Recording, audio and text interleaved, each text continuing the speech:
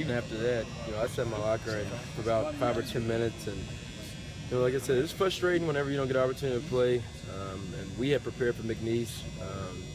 Really, you feel like you're preparing for a team all fall camp, and fall camp's a tough grind. And like I told him earlier, our reward is getting an opportunity to let out some frustration and play on Saturdays. And you only get a number of snaps in Tiger Stadium throughout your career and a number of games at Tiger Stadium. And I like to say I feed off that crowd because it's an unbelievable atmosphere, and I really, really wanted to play that game. When you got back to your room or house or whatever, and you start watching highlights of other SEC teams playing, that make you more anxious? I didn't get an opportunity. I got the opportunity to watch the whole Mississippi State versus Southern Miss game because we kind of sat in there and watched, and I kind of went back over our game plan for McNeese, hoping and praying that we got an opportunity to go out there and play.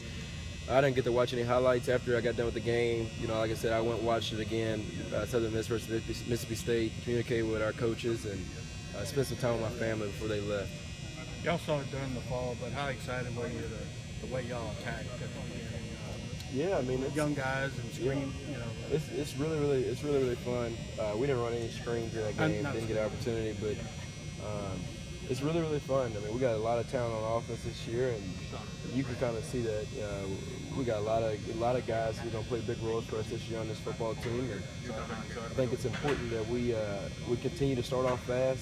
Obviously they came out into things that we weren't expecting them to come out to, and that's human nature with different teams. They show other teams different looks, and obviously after the first drive you make adjustments, and I think we got the ball back when he punted like on a 45-yard line going in. So we had some momentum, and our defense is playing really good. Were those first few plays scripted that y'all ran? No, nothing's ever scripted. I mean, you kind of figure out before the game starts what the first play going to be, but nothing's ever scripted because you never know. I mean, our guy could return Dante looked like he's going to break it and return a kick for a touchdown, and maybe he gets tackled on the 10-yard line, which I doubt will ever happen.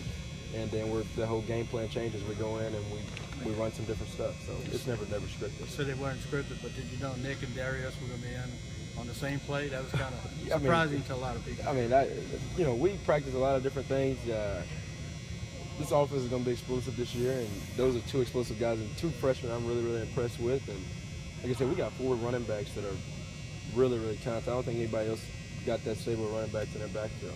The throw to Malachi, what correction do you need to make on that one? Yeah, honestly, they played a coverage where I wasn't and I tell you one thing, he wasn't supposed to be open. So they played a coverage where pre-snap I knew he was not going to be open.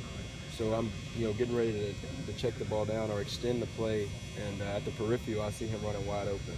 9 times out of 10 I'll make that throw. That's no problem of a throw for me, but I just wasn't expecting him to be open. In that coverage, he's not supposed to be open. Somebody made a mistake, and like I said again, 9 times out of 10, we got to hit that ball, even if we go to it. And that was a 3rd down situation. Is there any, and you were on there very much, but compared to when you played last year, did it feel different? Did you think to yourself that the game moved a little slower? Did you pick up things better? Was there anything significantly different to you? I think when you went through a fall camp like we have, and you go against our defense all the time, I think you get the logistics of what fast looks like and what normal looks like. And I know that's a stretch, but everything slowed down. And like I said again, our whole entire team feeds off that crowd in Tiger Stadium, and whenever we come out on the field, in Tiger Stadium, we expect to be perfect. And the game's a lot slower. It was a lot slower just because the whole nuances of the offense, and we're in Coach Cam's in his 3rd season. I'm in my 2nd season with him, and it's not any more teaching or anything like that. It's more adding to the offense and and opening it up where we can do more things. Were you throwing the ball in the locker room? Yeah, I was. Me, Traven, John DeArce, and Brad Crackthorpe. We were all tossing the ball around, and I was. How many yards you got? Who knows? I mean, I guess I was. I don't know, but we were. No, how much space is there? It's the locker room. I guess where we interview after the game, right in there. Oh, okay. Yeah, so we're just tossing the ball around, hoping and praying to God that we got an opportunity to play. And my whole family was in town, and we was hoping we got an opportunity to play. Like I said again, I was singing all the rain songs, hoping we got an opportunity to play. But it was unfortunate, and everything happens for a reason. So.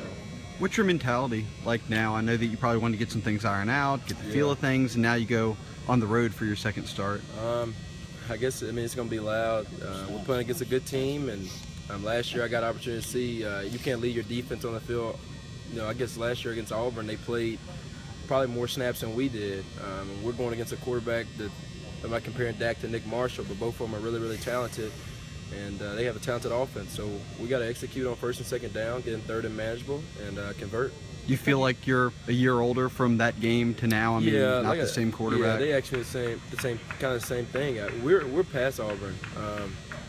I think when you watch the game this Saturday, you won't see that same stuff as far as Brandon panicking in the pocket or anything like this. I know where all the reads are. I know where to go with the ball, and I know how to get the ball in my hand quick, and that's going to be important. Anytime, I think y'all would agree, anytime you play Mississippi State, they're really, really big. They're a big physical team, and I didn't believe it until last year when we were in pregame, and I saw that linebacker who I think won the first, second round. He was 6'5" and like 265 pounds. So they're a big team. They're a big physical team, and it's going to be important to execute. And when lanes open to throw the football, we got to execute. Hey, Brandon, how much can Mississippi State's defense realistically know about what your current offense is capable of doing? Probably last year's film. And this is a totally different defensive coordinator. So he was at Louisiana Tech last year, and I think Tech led the nation in turnovers. So he obviously knows what to do for his defense and create turnovers, and it's going to be important that we execute when get an opportunity. So I don't know what he's going to do. All you can do is look at the film that he did against Southern Miss, and obviously watch the spring game, and then watch stuff that we did last year. What can they know about